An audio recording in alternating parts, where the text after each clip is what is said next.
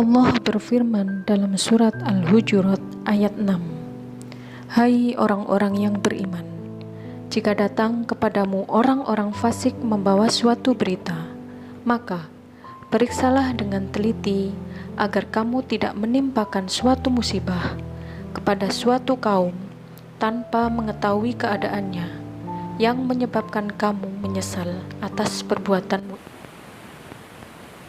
Assalamualaikum warahmatullahi wabarakatuh. Gimana kabar kalian semua anak-anak? Semoga kalian semuanya dalam keadaan sehat walafiat dan selalu bersemangat. Kali ini bertemu kembali dengan mata pelajaran Bahasa Indonesia bersama Ustazah Neri Damayanti. Hari ini kita akan belajar mengenai materi yang kedua pada teks berita, yaitu mengenai struktur dan kebahasaan teks berita. Baiklah anak-anak, mari kita belajar bersama-sama. Struktur dan kebahasaan teks berita. Teks berita umumnya disajikan dalam struktur piramida terbalik. Pada penulisan teks berita dimulai dengan menulis judul teks berita.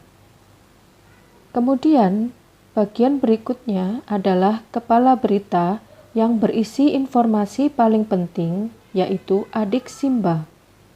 Bagian berikutnya adalah tubuh berita yang berisi informasi pendukung atau penjelas adik Simba.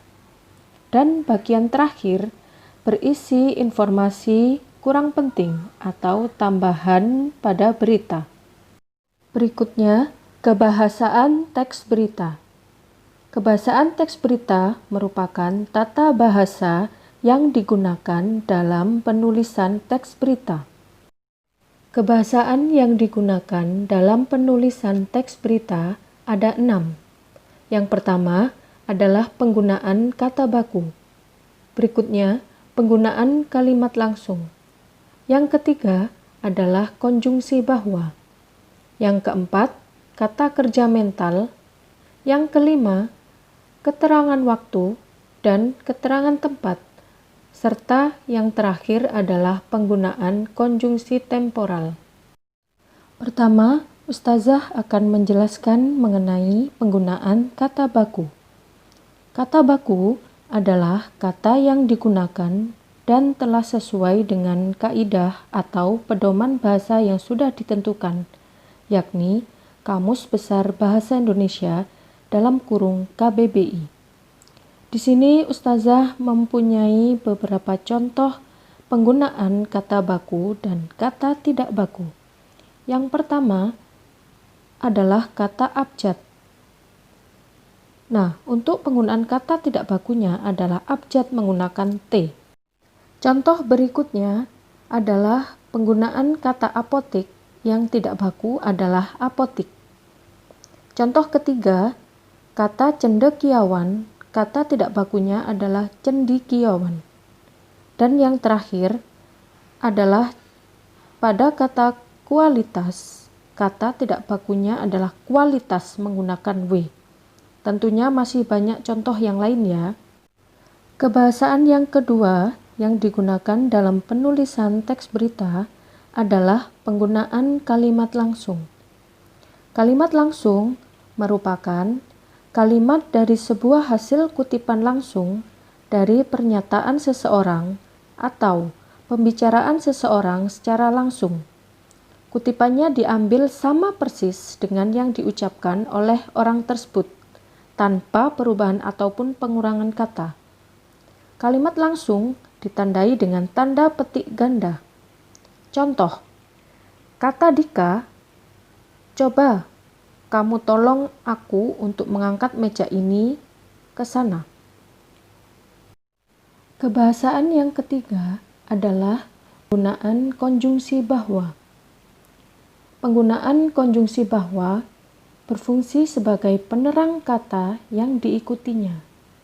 Contoh, sejumlah staf Atpel Manado mengatakan bahwa Kepala Atpel Manado sudah pulang.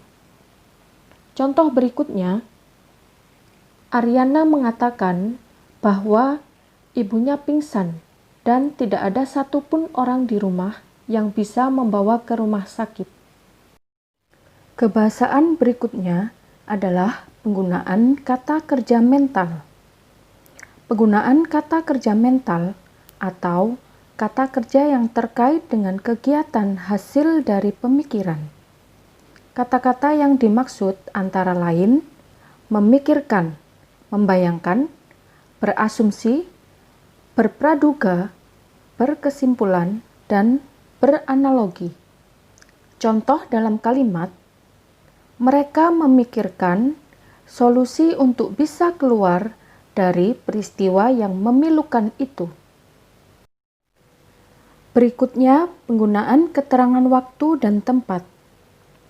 Penggunaan fungsi keterangan waktu dan tempat sebagai konsekuensi dari perlunya kelengkapan suatu berita yang mencakup unsur kapan dan di mana. Contoh, sekitar pukul 12.45 waktu Indonesia Barat, langit Riau tampak mendung. Contoh kalimat kedua, gempa dengan kekuatan 5,4 skala Richter menerjang masyarakat ini. Kebahasaan terakhir yang digunakan dalam penulisan teks berita adalah konjungsi temporal. Penggunaan konjungsi temporal atau penjumlahan. Contoh, kemudian, sejak, setelah, awalnya, dan akhirnya. Hal ini terkait dengan pola penyajian berita yang umumnya mengikuti pola kronologi atau urutan waktu. Contoh dalam paragraf. Sekitar pukul 12.45 waktu Indonesia Barat, Sabtu, 15 Maret 2014, langit Riau tampak mendung. Tak lama kemudian, hujan yang diharapkan masyarakat akhirnya pun turun. Hujan yang turun di bolong ini memang tidak terlalu deras.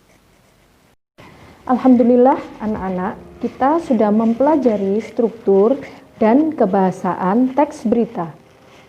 Semoga yang kita pelajari bersama-sama dapat kalian pahami dengan baik dan bisa kalian aplikasikan dalam kehidupan sehari-hari. Pada pertemuan berikutnya, kita akan mempelajari bagaimana cara menulis teks berita. Baik anak-anak, sekian dulu pembelajaran pada hari ini. Semoga bermanfaat. Wassalamualaikum warahmatullahi wabarakatuh.